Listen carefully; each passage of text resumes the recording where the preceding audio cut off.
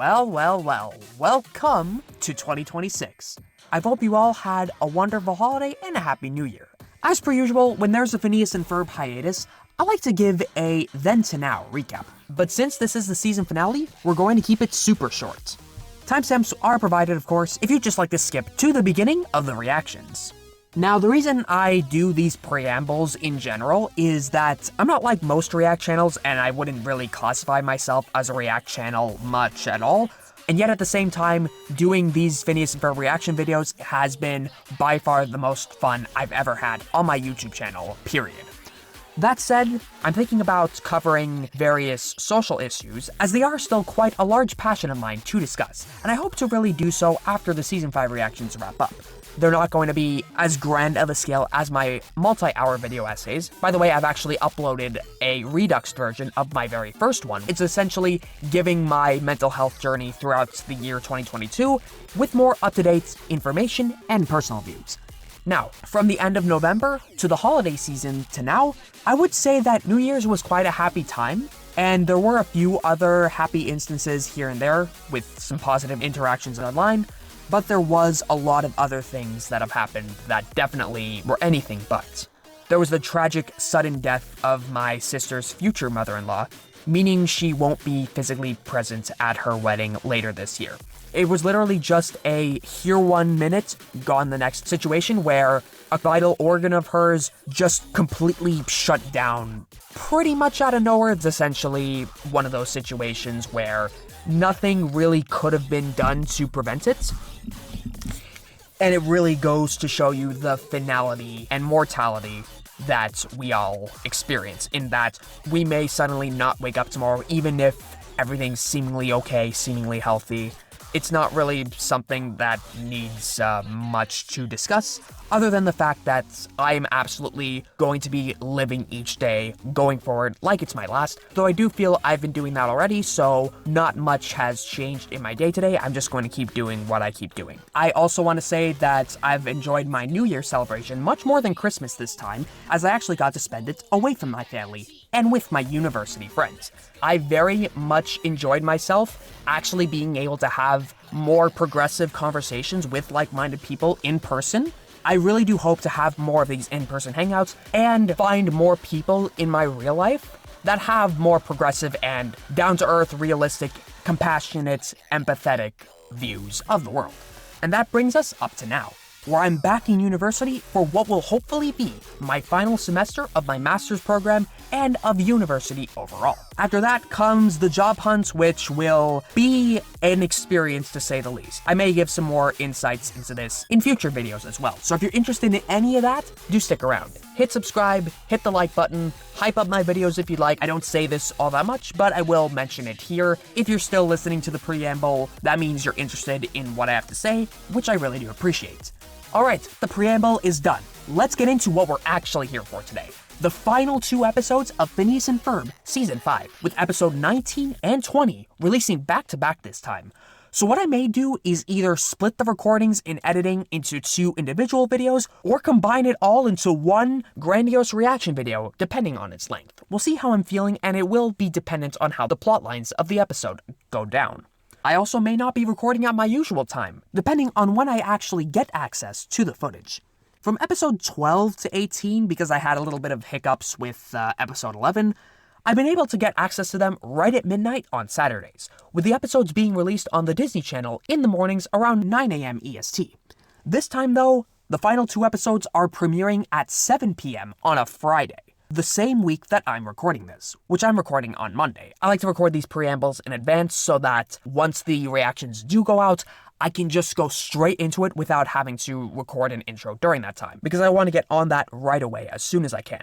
So, if the footage becomes available the preceding midnight, that means it's available on a Friday at midnight, and with my university schedule, I have a 3-hour Friday morning class at 8 a.m., so I absolutely will not be able to record it until midday Friday at the earliest. If all goes well, I may actually be able to speak at full volume in my reaction, but I'm usually not the only one home on Fridays, so it's not likely. In that case, we continue with my softer voice. I really do wish I could speak at full volume like I'm doing right now in the preamble, but I don't have the privilege of being respected when I speak at this volume. It's a whole parental mid-20s living with parents situation, I should say. Anyway, as for the episodes themselves, we have titles, one promo, and only one very brief synopsis. First up, episode 19A, Elevator, Irritator. Literally all I know about this episode is that Phineas and Candace are inside a rocket-powered elevator. What this reminds me of is Charlie and the Great Glass Elevator, a book sequel to the famous Charlie and the Chocolate Factory, and what an interesting sequel it was. Though in my opinion, it doesn't really hold up as well compared to the original. As for what happens in this episode, I expect some irritants obviously, as well as mishaps and hijinks as they fly across Danville. Alright, we got an updated voiceover coming at you. I'm recording this on Thursday, January the 15th. The original voiceover was recorded on Monday the 12th, and I have some updated info to bring to you all. So I'll just be inserting these in editing as needed. You can tell that these are the edited clips by my softer voice, as I'm just recording this in the middle of the day during a snowstorm when everyone's home. So I got no choice. Bro forgot to hesitate. Let's get into it. First up, we have updated info on Elevator Irritator, where the plot of this episode is Phineas, Ferb, and Candace, so the Flynn Fletcher trio, are trapped in an elevator at the Googleplex Mall. To escape, they must think inside of the box to get out of the box, a whole dynamic turned on its head. From the promos, we know that Candace is in there too. This is likely going to be one of the best Flynn Fletcher sibling dynamic episodes we'll be getting in the entire show thus far. We love to see it. In this way, I hope Candace finds a newfound appreciation for her brothers that will at least help her learn a lesson that settles into her psyche unconsciously. I spoke decently about how in The Night Marinator, a part of Candace's subconscious at least recognizes that her brothers are not the worst thing there is, and they are not such bad little fellas. Quoting from the horse's human mouth. That's a tongue twister that took me 5 takes. Next up, episode 19B, Masters of Fate. This episode is a complete wildcard as of me recording this. All I know is that this episode has an ominous, foreboding title, which I believe will likely transition into the season finale. Maybe Elevator Irritator is also connected, and this entire reaction video may be a 4-parter in disguise, just as the season premiere was actually a 2-parter, since at a first glance, you wouldn't expect the titles Summer Blockbuster and Cloudy with a Chance of Mom to be connected, and yet they were, so this may also be the case. Updated info for Masters of Fate coming at you now, and it reads as follows. A cosmic traveler warns of a space-time rip, forcing the Voyage to save the universe by doing nothing. Perry enters Doof's Trap Academy. Not much to say about the latter, just that it focuses on Doof's trapping skills, to which Perry potentially agrees to help him enhance them. An interesting idea, to be sure, and there's going to be a lot of trapping shenanigans at play. As for the former, I obviously have a lot more to say about that in comparison, as veterans of the show's original run have actually seen something similar to this once before, back in the late Season 4 episode, Lost in Danville. Specifically, a traveler warning the Backyard Gang of impending doom, and that there's only one way to stop it. This is possibly my most controversial take yet, but I'd likely rank the Backyard Gang plot of Lost in Danville as my least favorite in the entire show, simply because it's too random, too convoluted, too fast, and all over the place. In physics terms, there's a lot of velocity and acceleration at play when it comes to the plot, without much displacement, meaning that it's just a bunch of scribbly lines all orbiting around a center point, meaning in layman's terms that it doesn't know what it wants to do. Let's take a listen to the clip that solidifies this for me, shall we?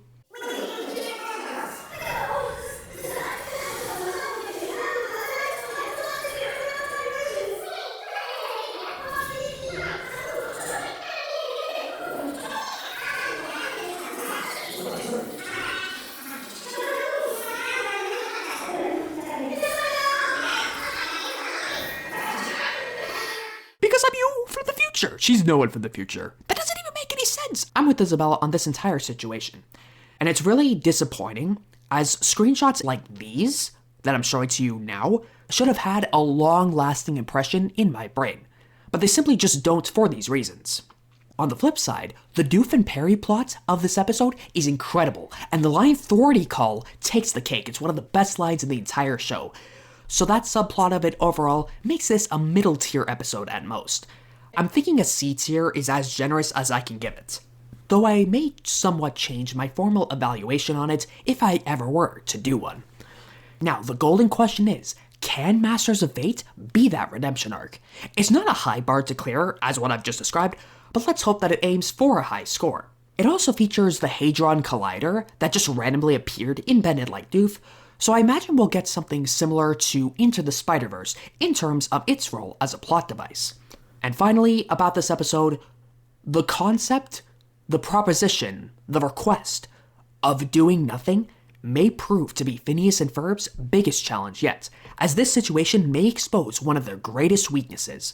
Veterans of the show also know that Phineas exhibited all the symptoms of an absolute withdrawal in Bully Bromance breakup once Baljeet finally let him use inventions after climbing that mountain, and Ferb was close to unleashing a scream too, and both of them just went to town constructing that ice chalet at the top of the mountain because Phineas absolutely needed to get his building energy out. He does not like being restricted, constricted, whatever you want to call it, in any conceivable capacity. That's where we see the weaknesses of his psyche. We don't really see this all that much when compared to Candace, especially.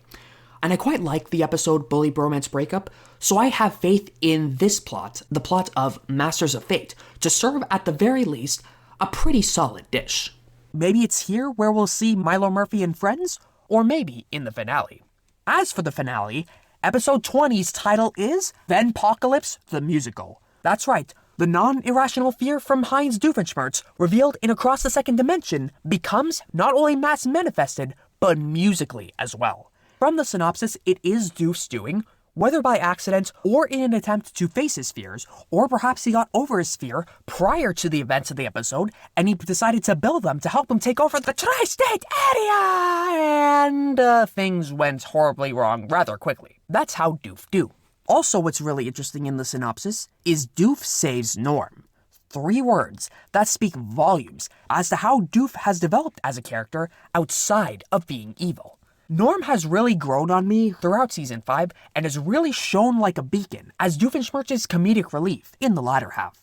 Doofersize takes the cake on this with an honorable mention to Hubba Hubba in Dungeons & Dating. He's just as funny as in the original show's run. Now, in terms of the way Norm is treated in the Doofenshmirtz family, there is actually an episode in the original show's run where Vanessa calls her bro after giving him her earphones, and he calls her sis right back. More recently as well, in Doofersize, there is a moment where Vanessa is sympathetic to Norm too, treating him like a brother. So at least he's treated like a real person by a real person in the context of the Dwambiverse universe. So in that way, Norm does feel humanized by at least one other individual whom I believe Norm would call a sister. Now may finally come the time where Doofenshmirtz realizes how important Norm is to him. But we had something similar with Carl and Major Monogram back in More Than an Intern, where nothing really changed with their dynamic after the fact. Some lessons may be learned, and they may discreetly manifest themselves long-term, but the underlying behavior still often lingers. And that's what I believe will be most likely here at the end of it all. Still, when push comes to shove, where there are dire situations and high stakes, I do believe Doof ultimately does value Norm in a similar way, where his life would not be the same without him, even if Doof's approach to expressing that love is quite flawed. Now we get to talk about the Backyard Gang. I have a decent idea from the promos about how the events will unfold, and everything I've seen so far from it is quite bar for bar exactly what I'm expecting from the episode. I've seen cloudy skies in scenes with the Backyard Gang without Isabella there. I know what you are, promo team. And also them hiding behind a car alongside Candace with Isabella there. So I'm really curious and kind of scared about how that will go down. And you can hear the smile on my face as I say that. From the little I've seen, I'm hyped and excited, especially for what surprises might get thrown our way. Will we get a Night of the Living Pharmacist version 2? But one where Phineas doesn't accidentally leave Isabella's side this time and ensure she's safe? Will we get any Finnabella moments at all in the finale? We've not had many this season, probably the least out of any percentage-wise, though that's debatable. It ain't no season 4 though, that's for sure. And even if there is a grand, amazing Finnabella moment, it still won't be as concentrated as season 4. Please, one more Finabella moment. My final Season 5 request. Now for the updated info on Venpocalypse the Musical. Not only has there been a lot of information about these last 2 episodes dropped literally the day before the Season 5 finale, but a lot of other Phineas and Ferb info was just released as well, including a new short series called Agent P Undersea. More on that in the screenshot here, as I don't imagine I'm going to react to it as I did it with Cartoonified, but I'm looking forward to these regardless, and I may give my thoughts on the series in subsequent Season 6 reactions should it be relevant to the plot of the main show. I don't plan on reacting to absolutely every single bit of Phineas and Ferb on my channel. I feel like if there's nothing really substantial I can say, it's not worth doing a reaction. That said, it might be better for me to do it as more of a formal review, so I am open to that instead. As well as a third movie centered on the 2 boys and time travel shenanigans such that they never meet. And the time travel shenanigans are Doof's doing, actually. Perhaps this is where he's starting to work his way up to being Professor Time at the Season 2 beginning of Milo Murphy's Law. I'm not going into that in any more depth, as this is a Season 5 finale reaction, and I will describe a lot more if and once I do this movie reaction. It's going to be a grand event, let me tell you. That I will say for now. Back to the Season 5 finale. We know a bit more now about the Doof side of the plot at least, and not really much changed with the backyard plot. I do believe we now have visual confirmation that Doof realizes he's been taking Norm for granted, as we see him sulking with a bunch of his stuff beside him, moving out most likely. We also get more insights into the antagonist of the finale, a leading female vending machine who tries to convince Norm to join them, using Doof's poor treatment of the poor robot as a way to appeal to his primal machine-oriented role. From an additional promo clip that played out, we are absolutely getting a banger funky track in swing rhythm, and many more songs to come as per the episode's title. That's all for the updates. And that's all I know. So, with no more to postpone, my name's D-Unknown, and it is finally time to react to the final episodes of Season 5. Let's get it. Alright, so, massive change of plans. I found out my answer as to when the episodes were going to release, given the circumstances that I both described in the intro, as well as the fact that I had quite a heated argument where I blew up in my mom's face. My last words to her was the phrase, "shut it," in response to essentially the concerning narrative she was spewing out about the tragedy and egregious injustice that is the ICE shooting of Renee Nicole Good. May her soul rest in peace, and may everyone keep saying her name. Basically, she was spewing the rhetoric that she potentially did try to run an ICE officer over. It really goes to show how programmed a lot of my family are in terms of the content they consume, because there are so many people in this world who see the facts of the situation for what they were, and yet the empathy and compassion are just not there. I'm pretty sure those neural pathways have just are completely just dormant, have been like hijacked by the media conglomerate slot machine that is their TikTok and Instagram feeds. I would describe them, based on the creators I've watched, as centrist conservatives. They're in the quote-unquote don't agree with everything Trump does camp, and they do say Trump does things stupidly, but they have pushed back on the idea that he's a fascist. So because of that, I blew up in their faces. Even if I may have said things like a little out of line, that's their default mode, and given the fact that I have no real power in the situation, there is a limit on the level of responsibility I have too. So what does this mean for the recording? Well, currently it's 1:42 a.m. Even though I have the 8 a.m. morning class, I decided to go to bed pretty early, like at 9 p.m., to get some sleep in advance. I just naturally woke up at 1:30 with energy. That's what happens if I go to bed super early. I wake up super early. So even though I have an 8 a.m. class to get to, so I have to leave here at 6, so I should have enough time to record both episodes before I leave. All things considered, now's the best time to record, because honestly, when everyone's asleep, like, I have the safety and the knowledge that if I keep my voice down enough, I will not be interrupted and nothing is going to get in the way of the reactions. So, with that being said, fuck ICE, free Palestine, and I'm going to develop some new strategies for dealing with my toxic parents. With that, let's finally begin the reaction. I'm so excited and absolutely nothing is going to get in the way. I'm going to react to these episodes super passionately, not only because I love the show, but as an act of resistance and one of the major joys in my life that keeps me going every damn day. Let's get into Elevator Irritator. Let's get it.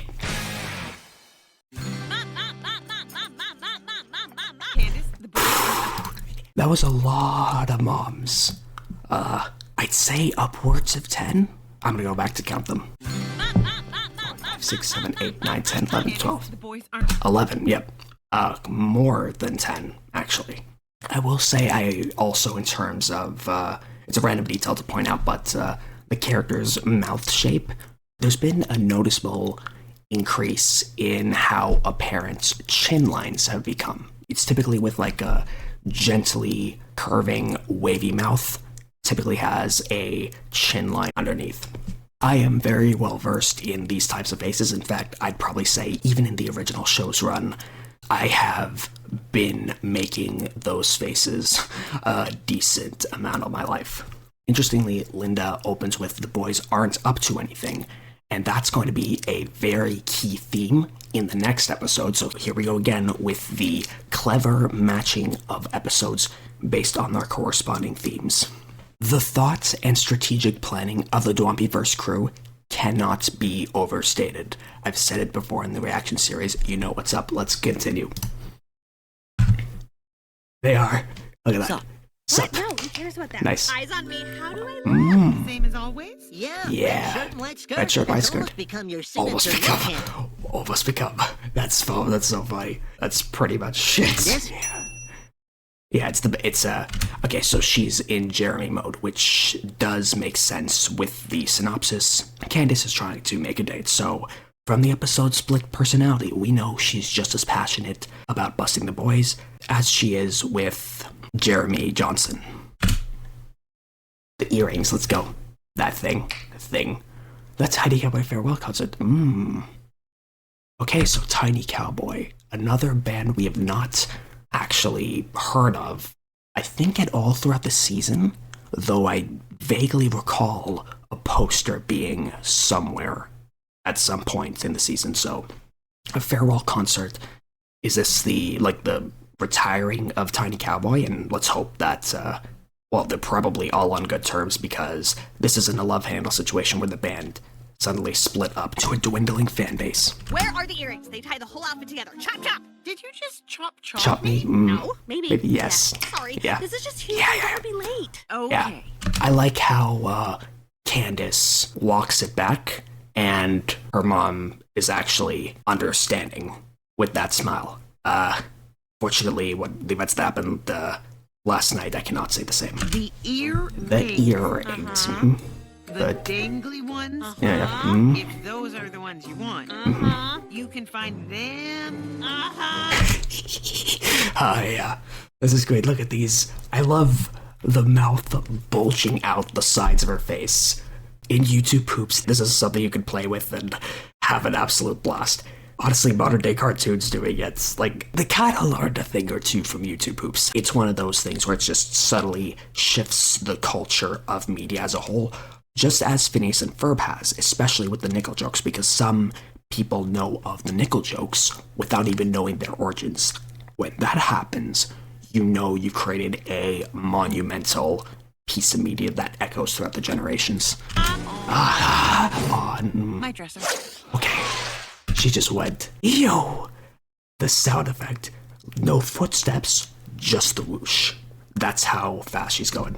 So, are you boys almost ready to... Do these make my neck look long? Dingly. You hesitated. Now I gotta find me once in a while. You hesitated. You didn't give an answer. You were so close, Candace. Now she's going to them all, and that's going to kick it all off because Candace lacks patience. In my world, my mom self-admittedly lacks patience, so that's just how it goes. As long as you're already going there, then yeah. No time. Move. One condition. I don't want to see any No crazy crazy inventing, dancing. wild adventures, Yeah. or improbable shenanigans. Okay, wow. The classic, you're coming with me, but don't invent anything. And interestingly, Phineas and Ferb do respect her wishes, but in their mind subconsciously, they do invent according to everything that they don't say. The best example of this is in Dooversize, where Candace and Jeremy are on a date. She told them to not go anywhere near her, and they interpreted that as boats on the roads and not on their lake date. And I think the boys' definition of anywhere near her means don't get within, like, arm's distance, but not in terms of visibility. Because they literally just passed by, and then Candace literally just hooked onto the boat with her fishing rod. Quite literally dragging Jeremy along with her. I don't know if I'd ever call what we do shenanigans. Buford did. Yes, we are. Let's get it. Where's I love the cutoff. I love the cutoff there. Hey, where's Pesh? Yeah. Girl forgot to hesitate. That's what it is. Okay. Litter box, sinking down. Yep. Not everything needs to be a lair entrance. Whose idea was it to do the lair entrance? After her entrance exam, Major Monogram, your right to...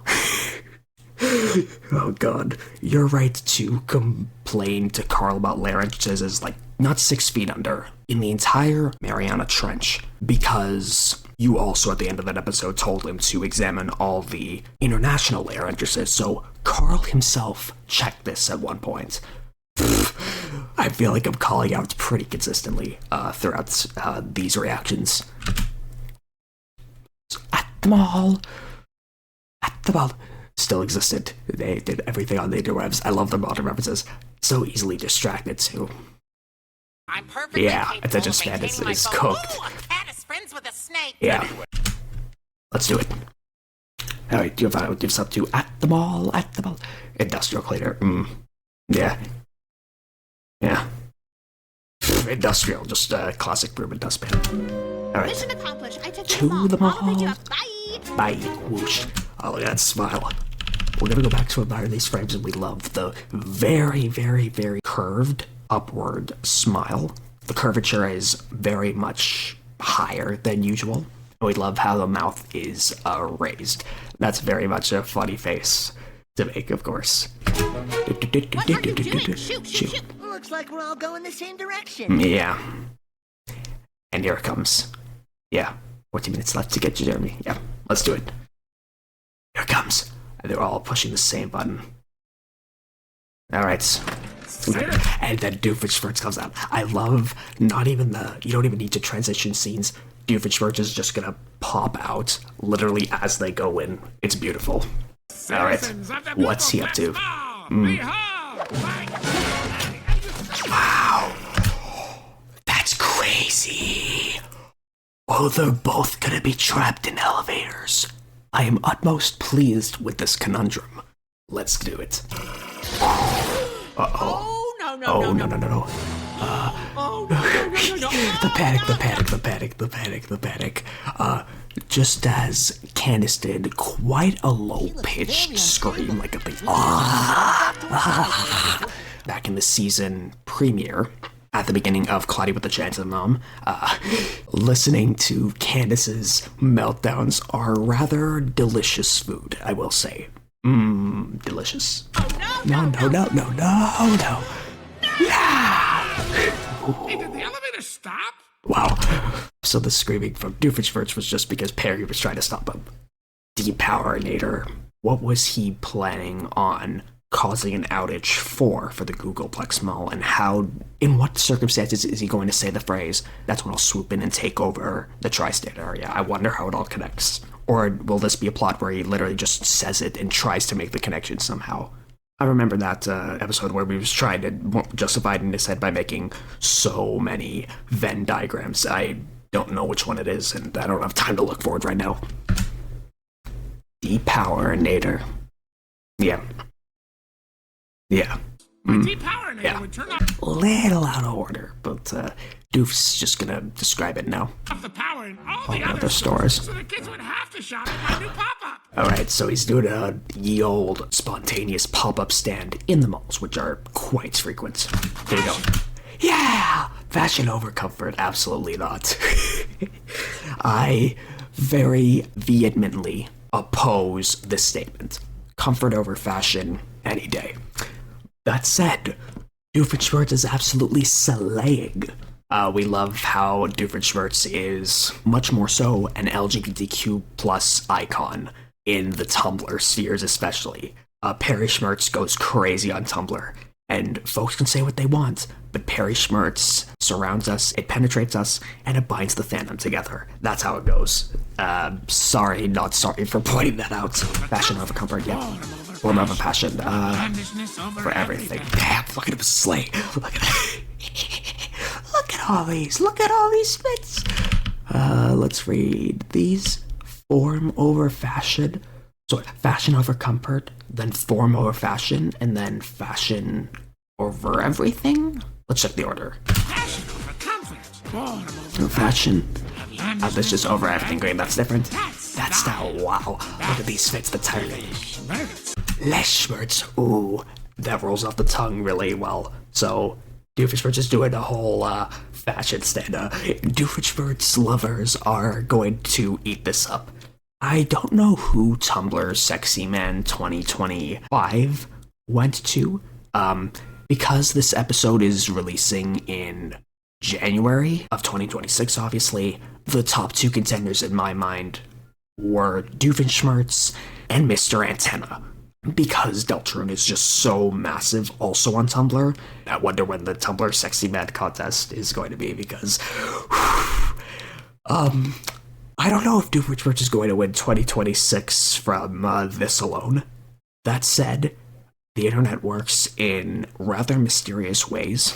The mysterious force got nothing on the mysterious ways of Tumblr culture, so les Schmertz, les slay, let's get it. Yeah. I do not understand fashion trends, yeah. It's just the opposite. Fashions. If we control the zeitgeist and take over the entire tri-mall area. What are the other two malls, though?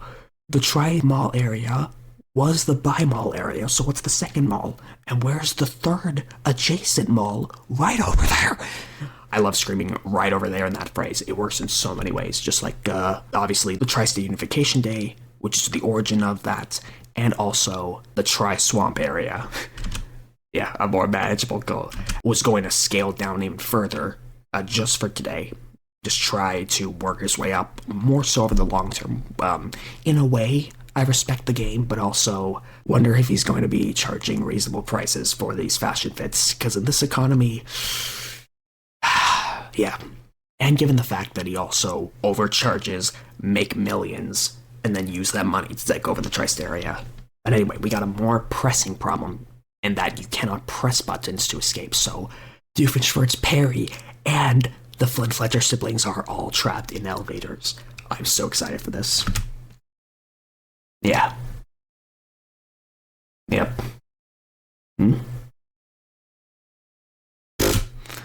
Does Perry trust that Doof has safety precautions in mind? Nah. Any minute, a group of intimidatingly burly rescuers will be here with the Jaws of life. And maybe some hot pretzels and cinnamon buns from the food court if we're lucky. So it seems Doofenshmirtz has gotten over his despising of pretzels. Yep. Fine. Alright. Big pause. But until then, we need to play it smart. Play it smart, what does that mean? Plan for the unplannable. Think of the unthinkable, what does that mean? We need to ration our food, sleep and shifts. Designate one corner for boys. This is going to be that corner. Wow. Maybe I shouldn't have drank that whole thing. Yeah. You know, it's okay. And then Norm's just gonna be there. This is the job my dad gave me. What a beautiful callback. To Summer Blockbuster. Alright, back here. They're playing like... You've heard of 5D chess, but 6x6 tic-tac-toe goes super hard. That'd be an interesting game to play. Although I don't know how logistically feasible it is. I think there's 3 red O's already, and that doesn't count, so I wonder what they're playing up to right there. Fascinating. Oh, can anyone hear me? Hello? Who's there? We're trapped in the elevator. Ooh. We're trapped. Okay, so Candace and Doofenshmirtz are going to interact with one another, but are they going to recognize each other? Perry's going to be thrown in a predicament. This is what will make Perry uncalm. More than anything else. This is going to be great. So, Candace did not recognize Major Monogram's voice, obviously, as the mysterious force. I wouldn't expect her to. This one, though, this is going to be really interesting how it goes down. No, we're trapped No, in the we're elevator. trapped in the Well, paper. how does that help me? I'm just as trapped as you are. We need to call for help. Use your emergency phone. My cord is broken. Okay, fine. I'll break mine too. I'm calling Doofenshmirtz some stupid ass motherfucker again. I'll break mine too. I cannot believe. How? How do you do that, man? Break mine too, so that we're even. You motherfucker, Doofenshmirtz. There, so we're even. Oh, useless. Yeah, useless. Jeez. Why Wow. did she have me do that? My word. Let's get back it. Ew, that's disgusting. Ew, that's disgusting. And then the sudden pivot. Ferb is incredibly thoughtful and, oh, I forget the word that's coming right now. Incredibly thoughtful, crafty, thinks on his feet, thinks of others. The word's not coming to me right now. But yeah, very nice improvisation Netflix with necklace with colorful paper clips and bottle caps, as well as makeshift pins at the top. Yeah. Nice. That doesn't mean I'm still Still not not finished frustrated. rating. Grr. I repeat. Grr. You gotta repeat the Ferb grr. always says you can spend your time being upset, or you can make the most of the situation you're in. I love Phineas's optimism, and I plan to do the same. Making the most of a bad situation, in my context, means recording. It's a little past 2 a.m. right now, so yeah. As long as we have the time, let's put it to good Let's use. go. In an elevator. Let's go. Oh, we've had an entire day of fun with nothing but a big cardboard box. Yeah, and then we're gonna get a full song. Very nice. The words for the music aren't coming to mind. I should brush up on my music knowledge. It would help enhance the reactions, for sure. Yeah, Phineas and Ferb can make the most out of any situation and turn literally anything into fun. These two can also manifest fun out of thin air. Welcome to the show, guys. If you're starting at episode 19.8 for some reason, let's do it.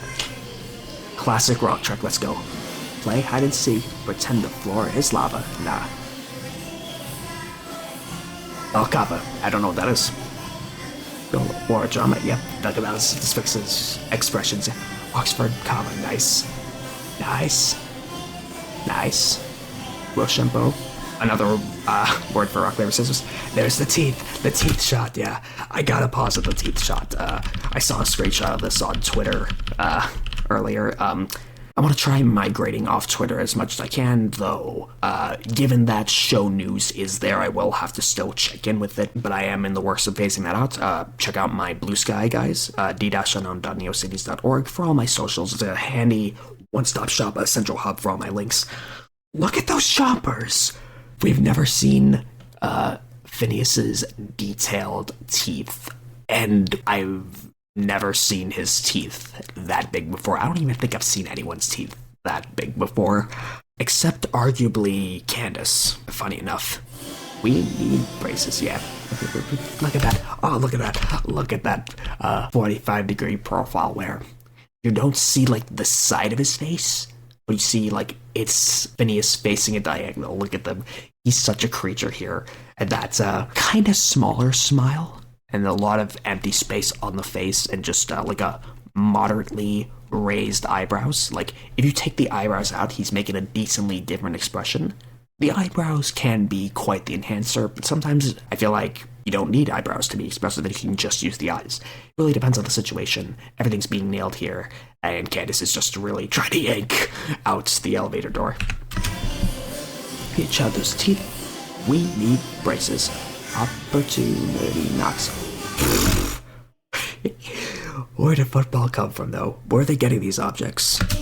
box, I think. Inside the box. Yeah. Meditate. Register a license plate. Delayed. Finger skate. Hey, like a data. Yeah. Shadow box. Puppet socks. With unorthodox Nike. Look at that nice form. They are flexible. Inside the box. Yeah. I know. Yeah. So good.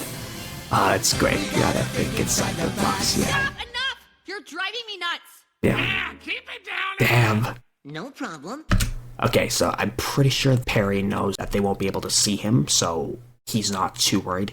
He feels like he can get himself out of a fix quite easily, Perry, so he's not as panicking as I thought he would. I'm not sure why it makes you upset, though. It's just that sometimes it seems like you get the most upset when we're doing something cool.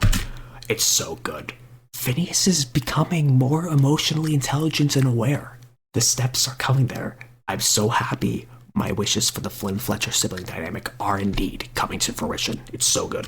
You think I seem upset? Of course I'm Well, I upset! know you're always invited to join in, right? Right? That's not the point. If I did half the Things you do, I do. What's going on? And just continuously being shot. What does that mean? Ooh. Yeah. Unfortunately, the heartfelt moment is interrupted by a series of Irritator blastings, which are going to jerk the elevator up and down. Boom, boom, boom, boom, boom, boom. Yep. Yeah. He's... Oof. I can't breathe. I can't breathe. Uh-oh. Well, it's closing in, yeah. You do feel that way when you're panicking. Your brain does perceive things that way. I emphasize ish with Doofenshmirtz here, but he did this to himself. Closing in. I'm gonna miss out on. I'll never get to see Vanessa's the fetal position. Play with that grandkids. That's incorporation of personal jetpacks. Yeah, that's a call forward to Quantum Boogaloo, where jetpacks are commonplace. Although, how really uncommon are jetpacks? Even in the show's original run, they were pretty similar. Like, Phineas and Ferb did an entire jetpack volleyball episode, so I wonder the level of accessibility jetpacks are at this time, whatever year this is set in, or however that works. Alright. There we go. Or is he out? Just end. Alright. Wait for me. I'll be your best friend. Alright. Harry's got it. Yeah. Okay. Let's see. There it is. Yep. Grapple that up. Ricochet. And now that Irritator. Ooh. Hey, mister, did you lose this? Alright. Yeah. So this child, was standing outside, Norm's Leshmerk stand. Uh-oh. It just, keeps blasting. The kid thinks it's a toy to play with. Dang. Caught some layer. I'm gonna be late. I'm gonna miss our big date. I'm forever gonna be that Flaky, flaky, inconsiderate girl girl who who stood above. Yeah, Candace's classic insecurities are showing themselves in full force. Yeah, and the screams. You have to get us out of here. Yeah, but you made us promise not to do any crazy inventing, wild adventures, or improbable shenanigans. So What I said was, I I don't want want to see you do anything. So Candace is going to cover her eyes. She's playing up the technicality aspect to get them to invent. If I don't see it, it doesn't count. Yeah, look at that. Yeah. They spot a technicality. They spot an opening. They're taking it. There are inventive thoughts behind those eyes.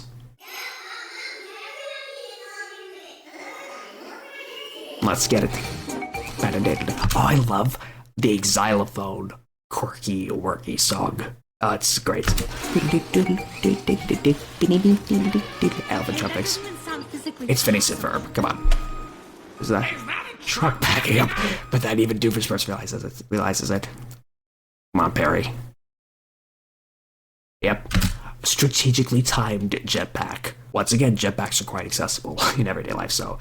Hey, Star, did you drop this? Let me blast it 5 times. And Perry reacted rather reasonably there. Where's this jetpack going? He's controlling with a joystick. Genius. Yep. Sometimes things don't work out for Perry, though. Then so it's gonna ricochet up. I'm so upset with some of the things you do. I mean, it's just not fair. I'd get busted immediately. She has been busted a few times throughout the show. But also, some of the things you build seem really potentially dangerous. That is true. If I were to rank levels of bustability of certain things, some of them are actually quite high. And I do see where Candace is coming from wanting to bust them. Some of them are potentially dangerous, but not all of them. This is a fantastic episode for Candace fans. You're my little brothers. And I don't want anything to happen to you. She does care. At the end of it all, she does care. Yeah. Yep. But they're just not here, so all that heartfelt was for naught, unfortunately. But I'm pretty sure they do know all this, regardless. Yep. Oh, it's moving. We're moving. Whoa. All right, wait. Stop moving, stop moving. Gotta jump back in. Okay. Okay. Yep. Alright. Don't have signal. Oh, man. Never make it in time on. Oh, Phineas yoinked her back in, and out comes the rocket-powered part. Let's go. What are you talking What's about? all you When we talking fix the about? elevator, A wee little boost. Let's do it. Ooh, yeah. Ferb's piloting the elevator. Here we go. Let's go. That's the face. Just busting through. Wow. Just busting through the ceiling. I wonder when they'll be liable for the damages they cause. That said, they can fix up anything pretty much instantaneously. Look at that face. Look how small Phineas is in this frame, and then Candace is just lying on her back, flat, entirely. These faces. That's so good. Oh, I love it. Yeah. There we go. This is dangerous. Exactly what I'm talking about. Yep. And it's just dangling down. And then this elevator, Perry the Platypus. That's not the Perry the Platypus shadow. That is something else. Interestingly, behind a trash can, what was the hat, though? Yeah. Snap it in half, and then chuck it in the trash and just walk away, because he's had enough. Yep. Self-destruct in the elevator. Yep. Never mind. Yeah. Yeah, Doof is glad he destroyed the Irritator. That's the end of that. It's like a Tiny Cowboy concert. Here we go. Big Love. Okay. Same motif as the Meatloaf song. An interesting song, indeed. From that Meatloaf episode, I forget what the name was. Oh. Cell phone, you got signal? Let's see. I missed all his calls. It looks like I've been Oh. ignoring him. Actually, damn. I do. Yeah, just security folks just following orders without question. Wow.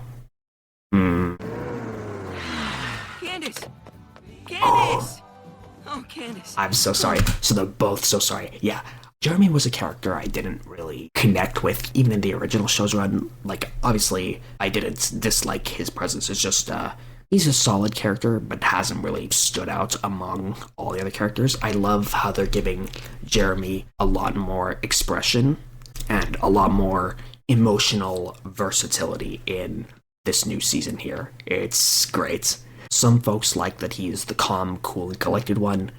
Personally, character development doesn't have to be this linear improved growth. Like, if someone is calm, cool, and collected one summer, doesn't mean there can't be events happening in one's life that cause them to change their behavior the next summer, for example. So yeah, a lot can change in a year, and if I were a writer of the show, that would be a justification. Not all development is linear upward. Doesn't mean that the quote-unquote best qualities of you always have to be maintained as the status quo. I love Jeremy's being vulnerable, expressing insecurities. This is what I believe healthy development of a relationship is like. So they both profusely just apologize to each other. I want Phineas and Isabel to be the same as well with this. Potentially in Masters of Fate, I did see very briefly when I went to get these episodes a few Phineas and Isabel screenshots. Twitter goers are on it so much. I had to just not look at them in depth and just go straight to reacting. Sorry, I'm so sorry. I got stuck sorry. in traffic. Yeah. I am so Sorry. Yeah. Hey, nice earrings. Very nice earrings. Yeah. Thanks. Nice, he got it. Yeah. I love the two-step bros, fist pumping and all that. It's so good. So good. I really messed up. We missed our last chance to see Nah. Giant Cowboy. Are you mad? Nah. But that just, yes! Oh, the hug. I'm not the biggest Ken Jeremy shipper, but dynamics like these are so great. I love the just instinctual hug. Yeah. Not all. Yeah. Yeah, she always says. There we go. And that, Candace Flynn Fletcher, is why I love you. Yes! Wait, did you say? No, Yes, maybe. the flush. Yes, Ken Jeremy. Yes, But I yes. didn't mean to say that out loud. Say it out loud. No, Scream it out loud. You No, can't Kate, take back. Wow. Closure on all fronts. We finally get the reason why Jeremy likes Candace that we did not get in, I believe it was the season 3 opener. The Great Indoors is where that was. Wow. It's great. You're not gonna say it back? She was all right. We can take the We can elevator. take the Elevator elevator home. home. Yeah. Let's go. Yeah. What a phenomenal episode. Went down, A, decently how I expected, but B, exceptionally better than I expected at the same time. What's great about Season 5 is that it's providing closure to a lot of loose ends tied up in the original show's run that did go unanswered. That is a massive, massive plus. It's not necessarily my favorite episode, but it's really high esteem alongside the others, so yeah. Arc's complete. We love to see it. Yeah. Elevator Irritator, everyone. Alright, so I'm starting to feel like a little bit of fatigue now. I don't know how long I'm going to keep reacting before I feel like my body wants to sleep. We'll see how I'm feeling after Masters of Fate. I'm going to power through as much as I can. Perhaps what happens in Masters of Fate, because it's going to be an action-packed episode. You saw the frame at the beginning. Maybe that'll revitalize my energy for us to bring forth into Ventpocalypse. So let's go. Alright, gang, the trick shot. Alright. So we open with trick shot videos. So the backyard gang is now going to attempt to recreate it in the backyard to create the best trick shot ever. Very, very, very common genre of videos that a lot of people love to watch, and a lot of Phineas and Ferb fans have absolutely watched it. It's one of those activities you can do to get quite close to the same energy of Phineas and Ferb, albeit on a smaller scale, but a reasonable scale that we mortals in this realm are able to accomplish. So we love to see that. I'm already sold on this episode. You all requested. Here Yeah, we go. Masters of Fate down there. Yeah.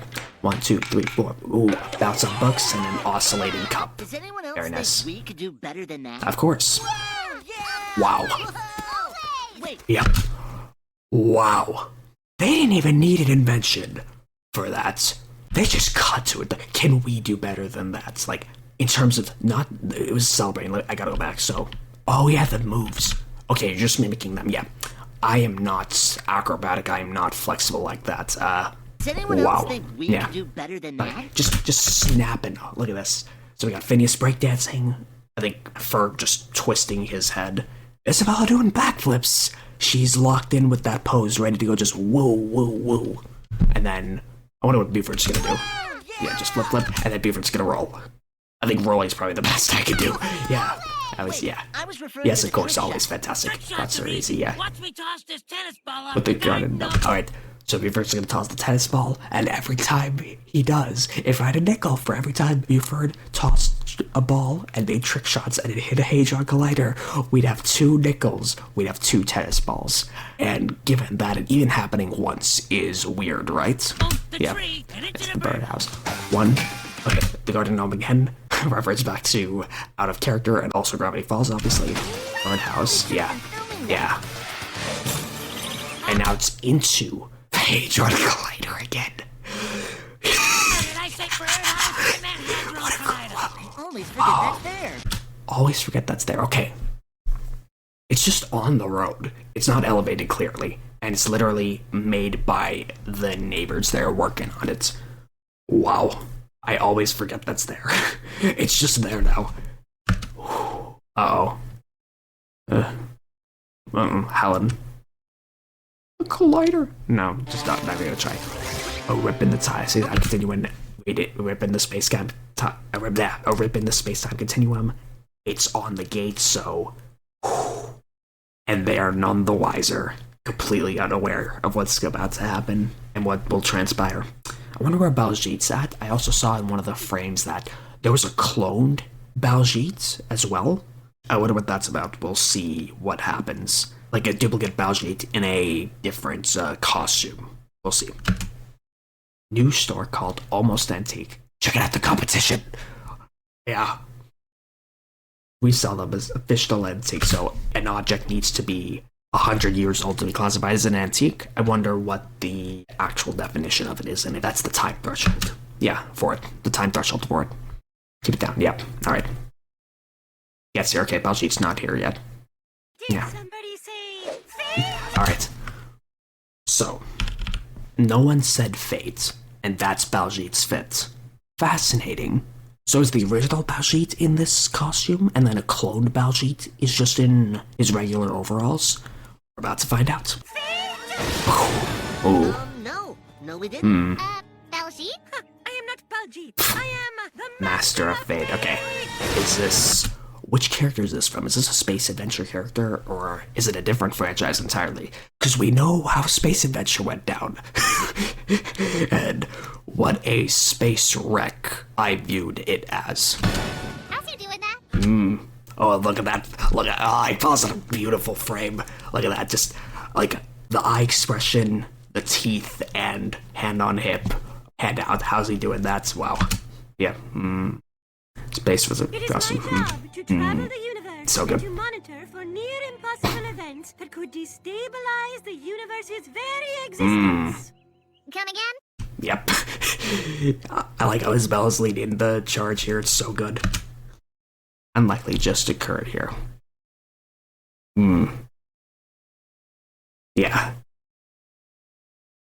I don't know how long it's been there.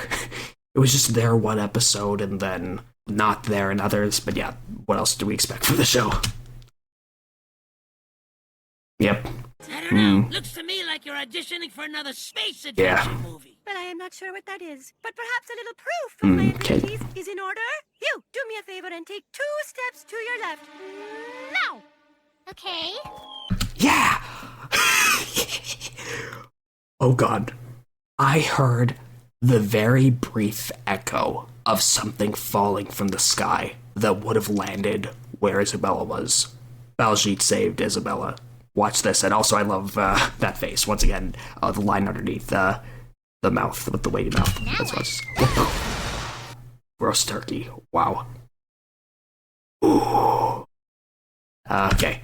Houston, a job I lost. I thought it would actually be Perry Doofenshmirtz's plot line. We got this Houston astronauts just sitting on an asteroid, just dropped his lunch. I don't know how you eat a chicken in space. Potentially could have been raw and just got cooked by the atmosphere. Yeah. And Buford's just eating it. Wow. More.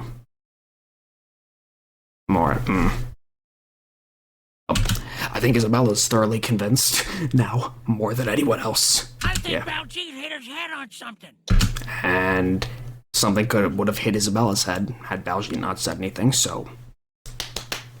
It's cosplay, not a head injury. Yeah. He seems really invested. Yeah. Okay, Mr. Fate, let's save the universe. Alright, let's go. Please, call me Master of Fate, yeah. Look at that. Mr. of Fate is my father. Mr. Fate.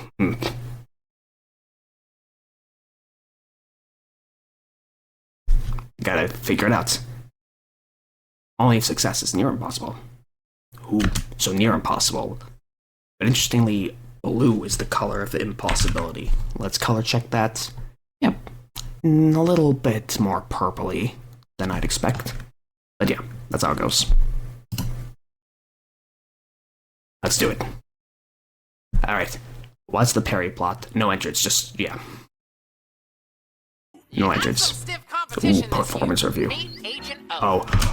Agent O! I was wondering when we'd get an otter agent.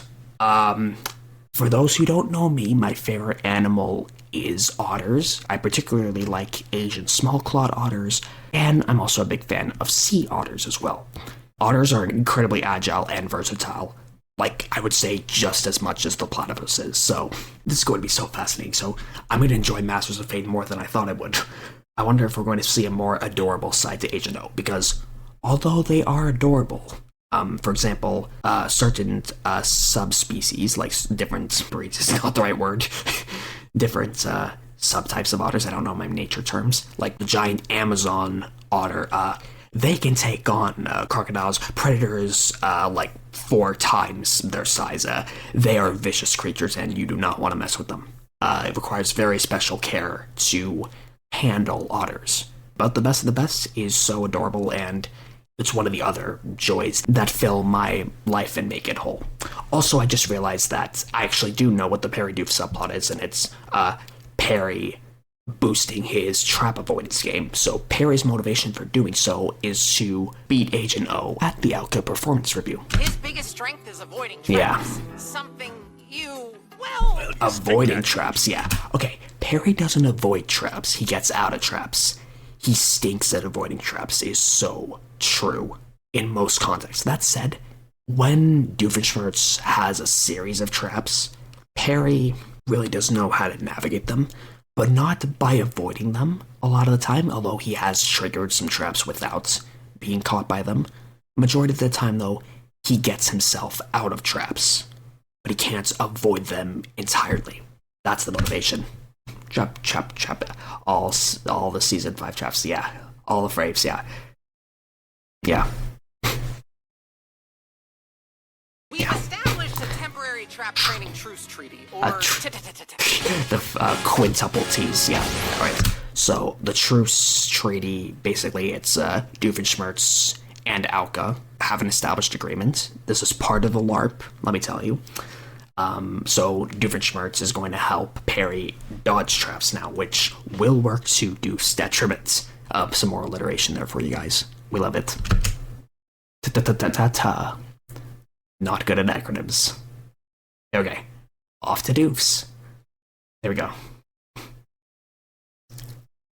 Yeah. I agreed to do this because while you're the #1 agent, I am the number one evil scientist by association. If you fall to number 2, that makes me just a giant number 2. Yeah, the 2 is just painted on his chest, yeah. Just imagine that, me, a giant number 2. Wop. Yeah.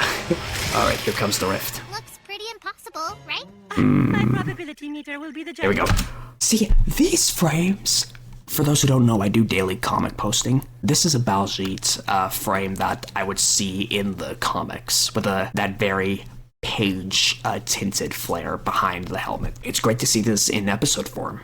Hit it, Ferb. Let's do it. Trick shot time. So it's not, I think, they save the universe by doing nothing is what I believe the synopsis was, but they're clearly trying to master this trick shot here. So Ferb hits a golf ball into a truck, and now out they come. Trick shot, yep. All the trick shots down the slide. All this, here we go. Isabella gassed like 3 times in a row there. Wow, here we go. Loop-de-loop, and... Yeah! Oh, hey, everybody. What did I miss? What?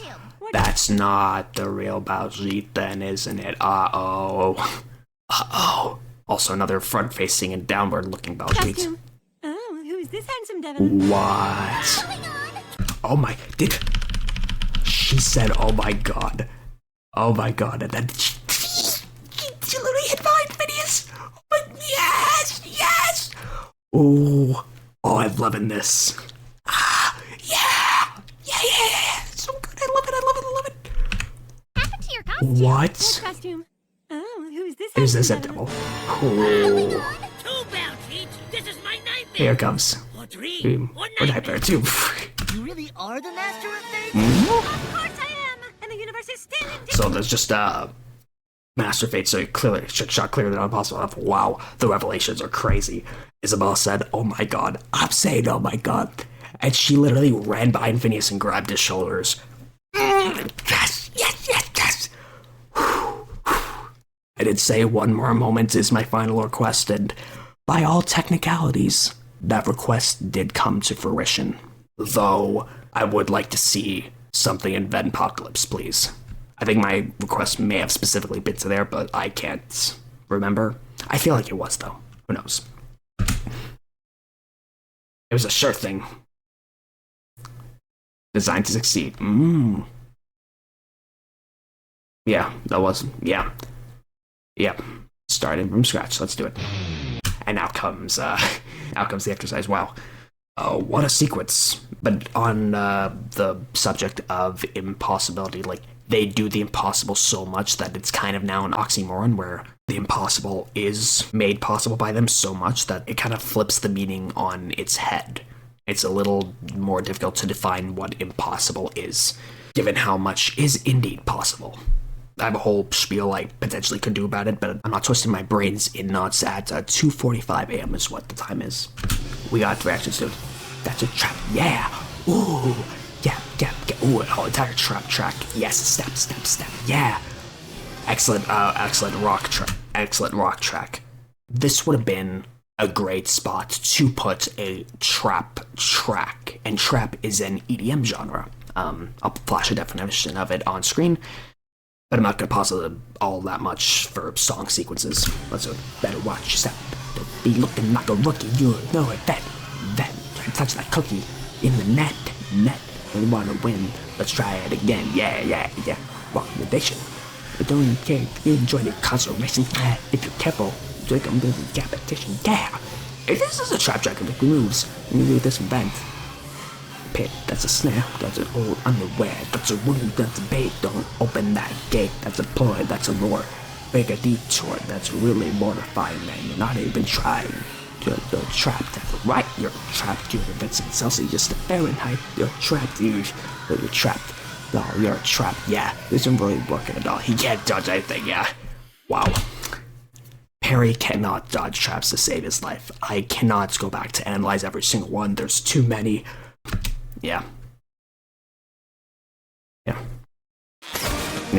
You fell for that after all that training? That one's on you. Yeah.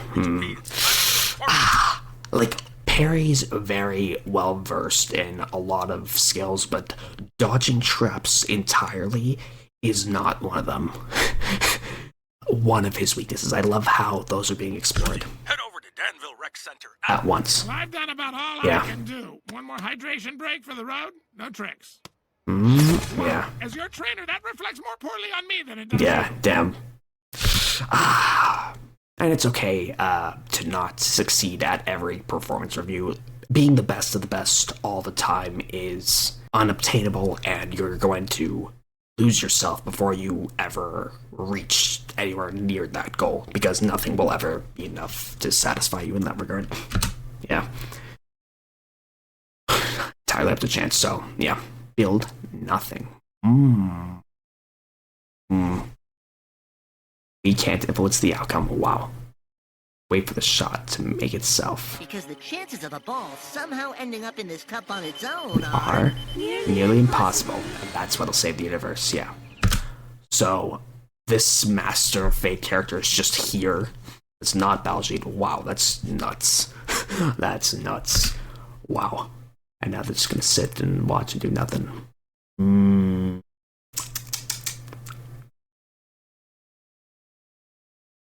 Yeah, punctual. Where's Agent O? Yo! Agent O's sick though, yeah. Look at that.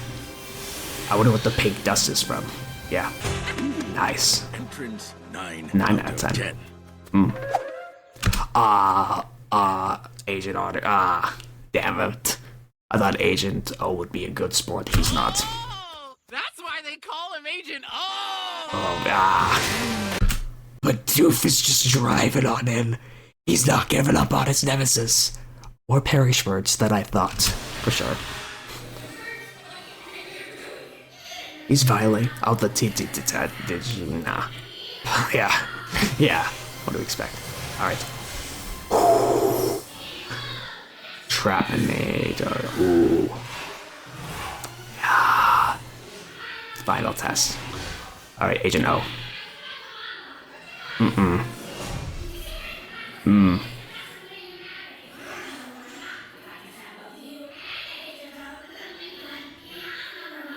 Agent Zero, which is similar to an O.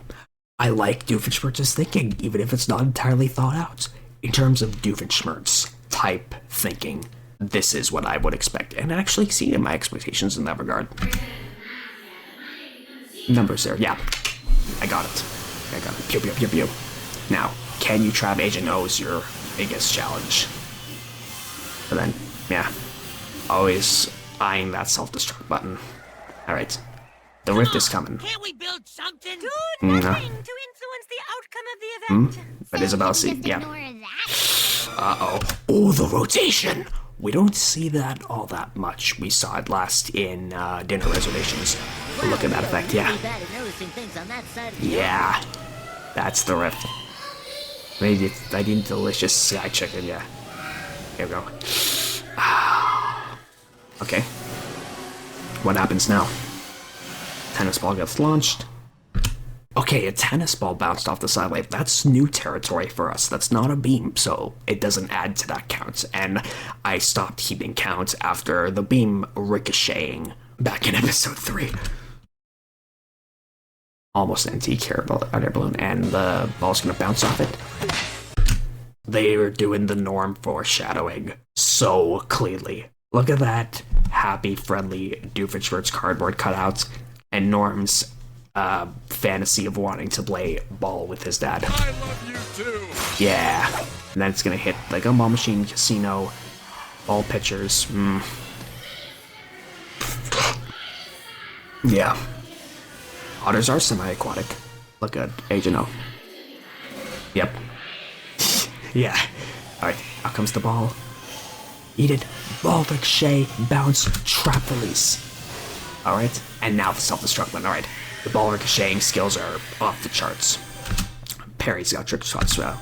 And then Doof comes back in, and yeah. Yeah! Yep. Damn! You never make time for me. Alright. That's the build-up to Vedpocalypse that we need. Damn, what a great episode. Is indeed a method to your madness. Buying in time to assess the situation, that's not a flaw, that's a strength. A strength disguised as a flaw is perhaps the biggest strength of all. That's a key lesson you can actually take with you in your day-to-day. If you cannot overcome a flaw, try working around it or use the flaw to play into your skill sets. Improvise, adapt, and overcome. He's got it on luck. Agent P knows what he's doing, and that's why he's I'm gonna say now, my third favorite character. Phineas and Isabella take the top 2 for me. Yeah. Nice job. Top Agent P, damn, Agent O. Handshake, alright, at least they made up at the end, which is great. Yeah. Yeah, Agent O got humbled, which we love to see. Man, what am I watching? Yeah, what am I watching? Yeah, that's the that's the infinite feed energy for you. Yeah. Get it. It's a piece. Nah. Yep. Now they're just grabbing the grass. The Master of Fates let go of Baljeet's feet, his doppelganger. Oh, just into the tree, not the rift. Okay. Thank goodness. Mom. So yeah, I think this rift is not their doing, but Candace knows what's up. If she tries to get her mom to see, it will save them. I do think that's also a part of her psyche sometimes. I think she knows the task immediately as well. There's the hair balloon. That's a lot of moms. I don't know if it's more than elevator irritator, but it's pretty close. See hole, much danger. And now the ball bounces, goes back into the collider. Then that stabilizes the rift, right? Oh, damn. Come on. And it worked. Wow. Yeah, and then they all just go through acrobatics. Where is the other belt? Where's the Master of Fate, though? We got a ball into this cup. Wow. And that's shading, too. That's really fascinating shading. I love the angle on that tree because it's actually consistent with the shade of the backyard. Very wow. impressive, boys. Nice job. Unload the car. Then pie. Nice. You know, our very existence is simply the result of a series of improbabilities, or what I guess Fire Ferb quotes. Fate. Speaking of, what happened to the Master Yeah, of Fate? that's what I'm asking. Alright.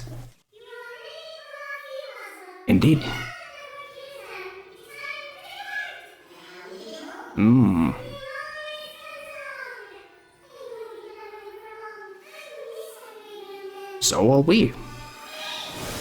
We'll find a way. Just a bus stop. Alright, so Baljeet just has a doppelganger. If Candace can have one, Baljeet can too. Yeah. And that's it. And another sky chicken. Nah. Nice, nice, nice, nice. Now for the credits. What do we got? Alright. So this is the same song as in Elevator Irritator. So another incredible episode set. Think inside the box. What a great upbeat, uplifting song for sure. Incredible episode sets. Once again, both high A at minimum, S tier most likely. Yeah, as a weighted average of the whole experience. Once again, not doing formal rankings in these reactions. I really want to take the time to think about it, and then I will rank them accordingly. So I will say, like, the Hadron Collider subplot, at the very least, did deliver a quite solid dish that I'm quite satisfied with. It's definitely leagues better than Lost in Danville, to say the least, because there's no convoluted additional subplots. It was just a Hadron Collider mishap due to ricocheting tennis balls. And yeah, the Finnabella dynamic was super strong in this episode too. Also, the Canderemy dynamic provided closure in Elevator Irritator, so that's why he loved her, and he literally just blurted that out of nowhere. So, our continuity was fulfilled. Baljeet now has a doppelganger. That's just how it goes now. Candace has one. Why can't Baljeet have one too? Yeah. Very, very enjoyable experience. So, now we move on to the season finale. I actually have more energy now after that, which is great. So, I'm going to start a new recording for it. I'll see if I want to combine them. I've only been recording for a little over an hour, so this episode is not going to be a super long reaction as it used to be, as what some of the other episodes were. But yeah, let's move over to Venpocalypse the musical, and let's bang out the season in the most incredible fashion possible. See you then, if I choose to end the video here.